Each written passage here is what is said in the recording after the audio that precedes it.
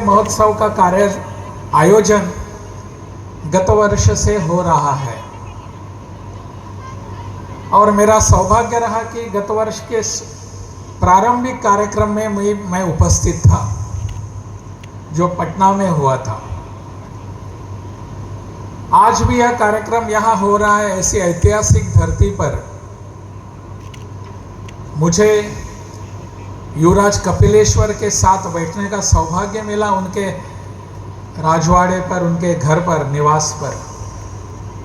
तो उस समय भी बहुत सारी बातें ध्यान में आ गई कि यह धरती कितनी श्रेष्ठ है, कितनी समृद्ध है, और इसी को ध्यान में रखकर युवराज के उनके पूर्वजों ने इस धरती की संस्कृति को, यहाँ की परंपराओं को, यहाँ के इतिहास को संजो कर रखने के लिए कितने बड़े प्रयास किए हैं। हम जिस परिसर में यह कार्यक्रम कर रहे हैं, यहाँ 2 विश्वविद्यालय स्थित हैं और दोनों विश्वविद्यालय अपने अपने ढंग से यहाँ की शिक्षा को बढ़ावा दे रहे हैं, संस्कृति को आगे बढ़ा रहे हैं। और ऐसे इस पावन धरती पर, माहौल में, वातावरण में हम यह साहित्य सम्मेलन कर रहे हैं।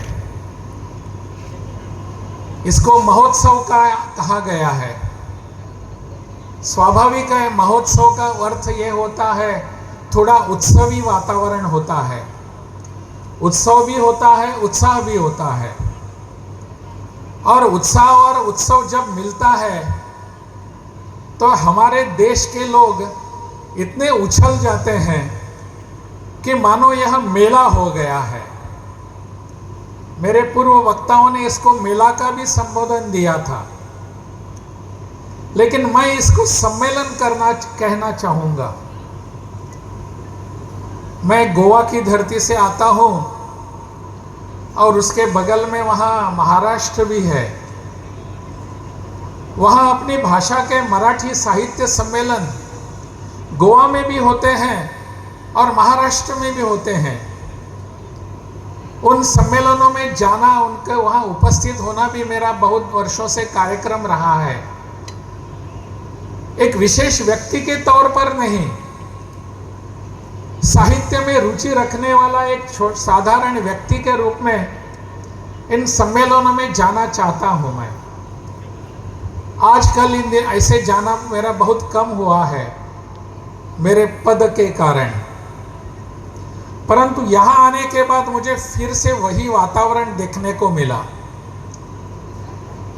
वहां के साहित्य सम्मेलन और यहाँ के साहित्य महोत्सव, इसमें बहुत सारे अंतर हैं। आयोजकों ने वहां के साहित्य महोत्सव के बारे में कुछ देखना पड़ेगा और यहां हम क्या कर सकते हैं, इस पर विचार भी करने की आवश्यकता है। मैं आपकी कार्यक्रम पत्रिका देख रहा था और कार्यक्रम पत्रिका में बहुत सारे विषय यहां अंतर्भूत किए गए हैं और इन सभी विषयों पर यहां चिंतन होने वाला है, मंथन होने वाला है, मनन होने वाला है। और इस पर आप सभी, कुछ सत्र तो समांतर सत्र भी हैं, परंतु आप अपना अपना विचार यहाँ रखेंगे। जो पिछले अनेक वर्षों का मंथन है, चिंतन है, और आने वाले समाज के लिए एक नवनीत देकर हम यहाँ से जाएंगे।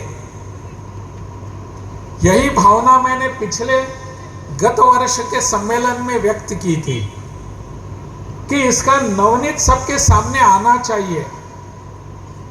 मुझे पता नहीं वो नवनीत कहाँ गया, परंतु इस बार भी मैं अपेक्षा कर रहा हूं कि जो चिंतन मनन मंथन होने वाला है अनेक विषयों को लेकर, उसका एक पुस्तक रूप में, स्मारिका के रूप में सबके सामने आने की आवश्यकता है। तब जाकर कोई ना कोई इस पर चिंतन करेगा, देखेगा। मुझ जैसे एक साधारण व्यक्ति भी उसको कभी भी उस पुस्तक के पन्ने इधर उधर करेगा तो पता चलेगा कि हमको आने वाले समय में क्या करने हैं। देश भर में ऐसे बहुत सारे सम्मेलन होते हैं, उत्सव होते हैं। बहुत चर्चा जानबूझकर की जाती है।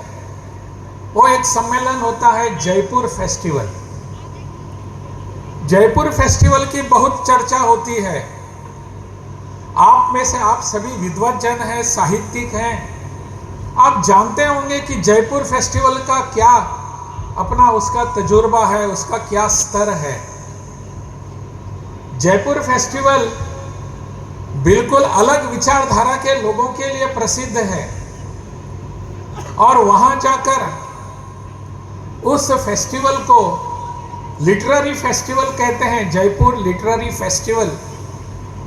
वहां जाकर किस विचारधारा को सामने लाने का प्रयास होता है आप सब जानते होंगे।